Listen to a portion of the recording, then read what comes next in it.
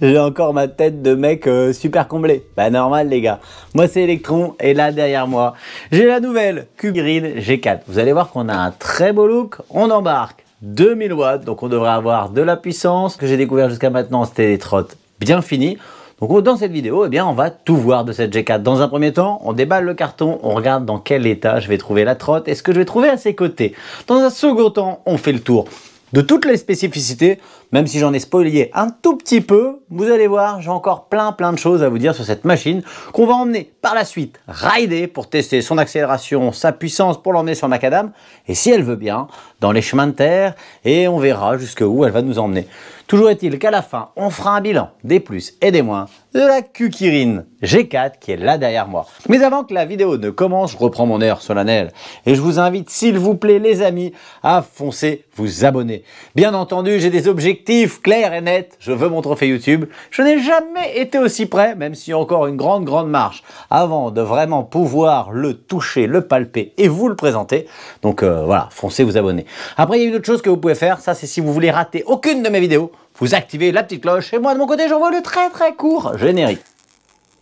Bon les gars, vous me le dites hein, si mon intro elle vous souffle, hein, comme ça la prochaine fois, je la refais. Bah ouais. Allez, ouverture du carton. Dans mon carton, j'ai trouvé pas grand chose, hein, un deuxième carton. Ça c'était le carton de transport. Maintenant je vous présente le carton de présentation. Que voici avec le gros logo Q-Kirin ici en plein milieu. C'est la Q-Kirin G4, c'est bien indiqué ici sur le packaging. Eh bien écoutez, on va continuer le déballage. La trotte est bien calée dans le polystyrène. Ici, j'ai une petite pochette qui renferme BTR, 2 vis, une notice avec le gros brandage. Cette notice, elle est dans toutes les langues. On nous explique comment on fait pour plier la trottinette. On nous explique un petit peu tout ce qui se passe au niveau du compteur. On a même les spécificités et quelques recommandations d'usage.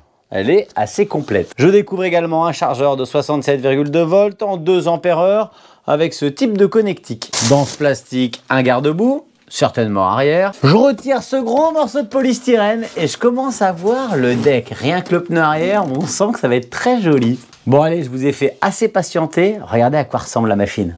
Cette Q-Kirin G4, regardez, c'est splendide. Bon là, elle a encore toutes ces petites protections. Eh bien, on va passer très vite à l'épluchage de la machine pour voir le degré de finition. Ça m'a l'air vraiment très joli. Même la visserie, hein, pour une fois, on voit que ça semble pas mal. On a un gros lock ici. On a des parties plutôt carrées. Un deck en caoutchouc, bien fini, bien collé. On a surtout des bons gros pneus, un peu à la mode Dualtron. C'est brandé, on a un petit numéro de série ici sur le côté. Eh bien écoutez, allez, on fait disparaître le reste du carton. Et du coup, voilà El Machina. C'est très propre. On a des sections plutôt carrées. On est dans l'efficacité. Regardez-moi ce bras oscillant magnifique. Les codes couleurs, c'est du gris ici, du noir et du orange. Ça, c'est la couleur préférée. Q-Kirin, ça va avec le petit lion qui est là. Regardez comme c'est beau. Le numéro de série, il est ici. Souvent, vous me demandez hein, où est-ce que ça se cache. On a un gros bras oscillant sur la partie avant avec un amortisseur. On voit que c'est un 4000 LBS. Le pneu, c'est du tubeless. C'est très gros, c'est beau, c'est du 11 pouces. On voit ici, hein, c'est du 90/65 en 6.5. Ça va donner un bon roulage sur route. On a de l'autre côté un disque. C'est pas un très grand disque, hein, on est en 140 mm. Il est freiné par un étrier monopiston à câble. À l'arrière, c'est là que ça attaque très fort. Déjà, je vous montre le look là avec le garde-boue que j'ai monté. Il y a juste une vis de chaque côté à mettre. On est sur un bras oscillant avec un bon amortisseur placé au milieu. On voit le petit repose-pied qui va bien, la lumière qui fait clignotant. On est en pneu tubeless également. Ce qui va être très intéressant, c'est qu'ici, dans la roue, on a un moteur de 2000 watts, freiné encore une fois par un disque en 140 mm avec un étrier mécanique. Je vous laisse regarder le degré de finition, plutôt sympa. Le passage de câble, c'est caché ici, quasiment invisible et ça vient s'engouffrer là-bas dans le haut du deck. C'est pour ça qu'on a une petite protubérance ici avec un gros caoutchouc. Je suis pas certain que l'eau elle arrive à remonter jusque là. Le fond de deck par contre quant à lui il est parfaitement fermé. La visserie elle se cache ici sous les petits caoutchoucs. J'ai ouvert, je vous montre ça. C'est appliqué. On pourrait mettre une batterie encore plus grosse. Franchement, c'est plutôt pas mal ici avec un beau contrôleur bien calé. On voit qu'il est sur un radiateur et du coup, il va profiter de la carcasse pour rafraîchir. Pour la partie avant, c'est tenu avec un gros renfort triangulaire de chaque côté. Ça paraît très bien solide. Ici, on a 6 vis. Ici, on a 8 vis. La colonne carrée sur des grosses jonctions. Regardez-moi ça si c'est pas beau. Et je reviens sur le deck. Mais je vais vous parler de la batterie quand même. On est sur du 60 volts, 20 ampères heure. On nous annonce une autonomie de 75 km, une vitesse max à plus de 70 km/h. Je pense qu'on va vraiment être pas mal, hein. Elle est bien équipée pour la route. On nous la donne off-road, mais si vous partez en off-road, il faudra changer les pneus. Ici, regardez, on a un système de lock avec une poignée qui va très bien et une sécurité qui va aussi bien. Quand on tire ici sur la sécurité, ça vient relâcher le lock. Bon, je vois pas de crochet pour le pliage. C'est toujours un petit peu dommage. Verrouillage automatique au dépliage. On remonte sur la colonne bien finie avec les câbles semi-apparents mais qui s'intègrent bien à l'intérieur de la colonne. Et du coup, je vous montre le poste de commande.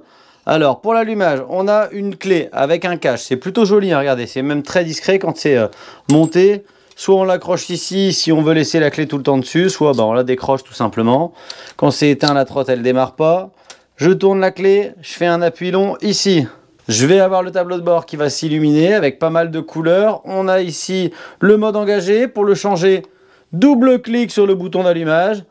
En dessous, on va avoir le niveau de batterie, le kilométrage parcouru, le kilomètre-heure instantané, le logo Kukirin. Sur le côté, avec ces petits boutons qui sont relativement corrects, hein, on a déjà vu pire. Ici, je vais avoir le clignotant. Par contre, les clignots, ça se passe qu'à l'arrière, mais ils sont très visibles. On a un klaxon. Je vous ai pas montré le feu stop, tout simplement parce qu'il n'y en a pas. C'est la première fois que je vois ça, hein. Soit vous pouvez accélérer au pouce, soit vous pouvez attraper la poignée comme ça et tourner.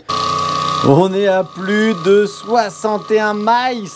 Ça veut dire qu'on a passé les 100 km/h. Eh bien, découverte juste magnifique. Rien à redire. Allez, on critique la petite béquille uniquement. À l'arrière, là, on a un beau repose-pied. On devrait être bien calé. Là, il y a du caoutchouc. Ici, c'est du caoutchouc. Le brandage qui va bien.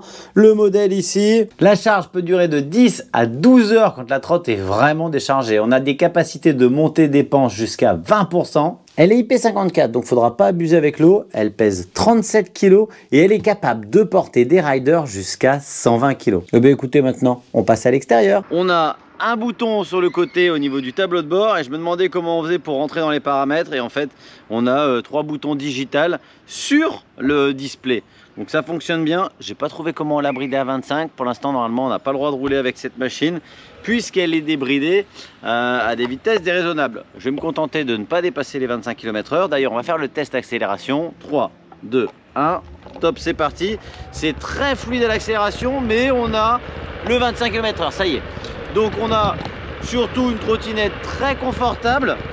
Le guidon est légèrement bas, mais on a beaucoup de place sur le deck et on se sent sur une très belle position, type route agressive. Mon guidon il est bien large, commande de frein plutôt molle. On va faire le test, un freinage. Top freinage. Wow.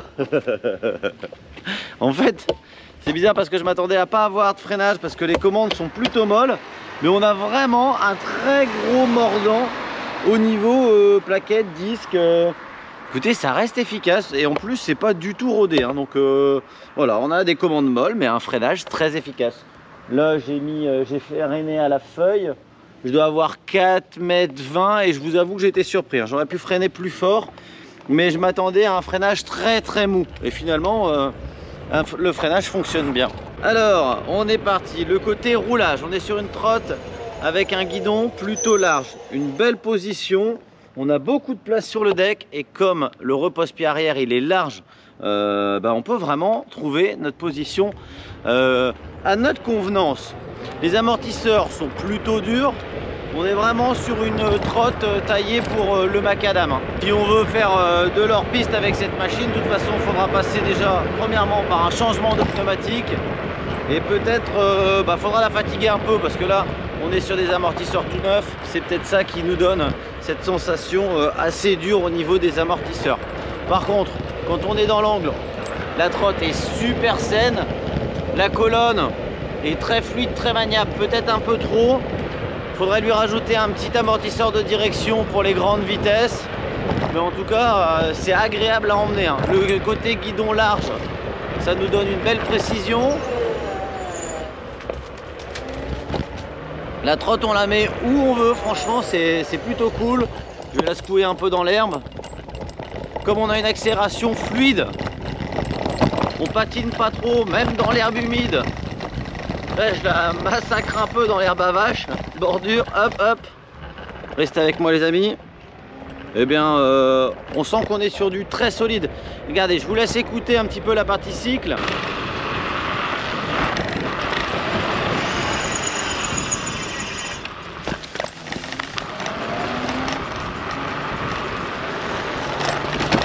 Je pense que dans les images que je viens de vous mettre, vous pouvez vous faire votre petit avis personnel sur le châssis, sur son assemblage. On voit qu'il n'y a rien, j'ai zéro jeu au niveau de la colonne. Les pneus bien larges, tubeless, ils donnent une adhérence extra. Franchement, c'est top. Il n'y a pas du tout de bruit de roulage. Comme on est sur des pneus route, c'est agréable à emmener. Ça va tenir la route sur les macadam abîmés, les macadam lisses. Lui, il arrive à contresens, lui. Dans le normal, le display, il manque légèrement de luminosité. Aujourd'hui, il fait très très beau. Et j'avoue que côté display, on arrive à lire le compteur. Il manque un petit peu de luminosité. On arrive à lire, c'est pas le problème. Mais aujourd'hui, il fait très très beau. Et avec une lumière un petit peu plus intense, ça serait pas mal. Au niveau du châssis, on est sur une trotte qui va demander un petit peu de concentration. La direction avant, elle est vraiment souple. Contre cette trotte, je me sens plutôt bien. C'est bien confortable.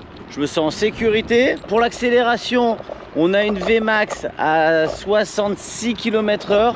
L'accélération est très fluide. On n'a vraiment pas d'à-coup, regardez. Voilà. Par contre, elle est linéaire et elle est assez longue. C'est agréable parce que c'est homogène. Du coup, c'est pas casse-gueule du tout. On a un truc assez propre. Il n'y a pas de signature sonore au niveau du moteur. Enfin, très peu. Regardez. On est sur un truc bien fini, ce que j'aime. Ces petits boutons cachés là, regardez. Ici, je vais pouvoir passer de maille 100 km/h. Là, on peut changer les modes. Donc les modes, on peut les changer ici ou sur ce bouton là. On peut aussi allumer et éteindre les lumières. Si on fait un appui long là, on va avoir l'allumage de la trotte à 0 km/h. Là, je viens de le couper. Si on fait un appui long ici, on a un régulateur de vitesse. Regardez, on peut bloquer la vitesse à la vitesse souhaitée. Là, je l'ai bloqué à 22. Un coup d'accélérateur ou un coup de frein, ça va retirer le régulateur. Ici, on a un bel affichage. Dommage qu'il manque un tout petit peu de luminosité. Pour les critiques que je vais avoir à faire sur cette trotte, je pense ceux qui vont rouler vite avec cette machine, il leur faudra certainement ajouter un petit amortisseur de direction. La fluidité, en fait, ce qui se passe, c'est qu'on a vraiment un guidon très souple. Du coup, on arrive à bien tenir sa trotte parce qu'on a un guidon très large. C'est ce qui sauve un petit peu ce châssis. En parlant de châssis, ce que j'aime, c'est qu'il est très bien fini. Moi, je le trouve très joli, j'aime bien. Le noir, gris, orange, je trouve que ça va bien ensemble. Ce que j'aime beaucoup, c'est les pneus. On est sur des pneus qui ont une très bonne accroche, qui ont un très bon retour d'information et qui sont aussi confortables. En tout cas, ça me donne l'impression d'avoir un châssis très solide qui devrait durer dans le temps. Au niveau du lock, regardez, il y a vraiment zéro jeu. Ici, ça bouge pas du tout, c'est bien fermé. Pourtant, c'est un système de pliage très simple. C'est bien élaboré. Il faudra voir comment ça vieillit dans le temps. Mais pour le moment, moi, j'ai vraiment confiance dans cette machine. On voit qu'on a des entrées de câbles propres avec des petits caoutchoucs. On pourrait rajouter un peu de silicone pour éviter d'avoir des mésaventures. En même temps, ce qui passe ici ressort là. Ah bah voilà, j'ai trouvé une petite critique. On n'a pas de garde-boue avant, donc on va repeindre bien le deck comme il faut. On risque même d'avoir des petites éclaboussures sur le devant. Donc c'est pas une trotte qu'il faudra emmener sur le mouillé. À l'arrière, pourtant on a un petit garde-boue. C'est dommage de ne pas avoir fait le même système à l'avant. Le câblage est passé très proprement, la finition est bonne. Ce que j'aime beaucoup, c'est qu'on va avoir une belle autonomie. Comptez entre 40 et 80 km selon l'utilisation que vous allez faire, 25 km/h ou full. Le moteur arrière me semble de très bonne qualité. On a vraiment un ressenti assez précis des choses. Pareil pour les freins. Malgré le fait qu'on est sur des freins à câble, on est sur quelque chose qui a beaucoup de mordant. Donc ça, c'est plutôt réussi. Et là, les amis, où il va falloir que vous vous accrochiez, hein, parce que c'est démentiel, c'est au niveau du prix. Vous n'êtes pas prêts. Cette trotte là, avec ses grosses roues, sa grosse batterie, son moteur de 2000 watts et sa belle finition, elle est affichée sur le site de Geekbring. Restez assis, au prix de 899 €. Honnêtement, je pense que la messe est dite, hein. Il y a, c'est tout, hein. Franchement, j'ai regardé à plusieurs fois si c'était bien ce prix là, et effectivement on est sur la Q-Kirin G4. Il l'appelle off-road, mais moi je dirais que c'est quand même une très bonne trotte de pistard, hein, pour la road, pour le macadam. En tout cas, avec ces pneus là, on pourra la passer en off-road avec des pneus tout terrain, ça serait aussi un régal. 60 volts, 20 ampères, et je vous répète, 899 €. Du coup, eh bien, un grand merci à Geekbring qui m'a mis à dispo cette machine. Le lien de la trotte en description, comme d'habitude, et dans le premier commentaire. D'ailleurs, en parlant de commentaires, dites-moi ce que vous pensez là du coloris noir, gris, orange. Si vous trouvez ça joli, moi franchement j'adore. Ça va bien avec ma combi, c'est un peu agressif, c'est très joli. Je vous remercie d'avoir suivi cette vidéo. Foncez vous abonner, activez la petite cloche. À bientôt les amis, et surtout bon ride.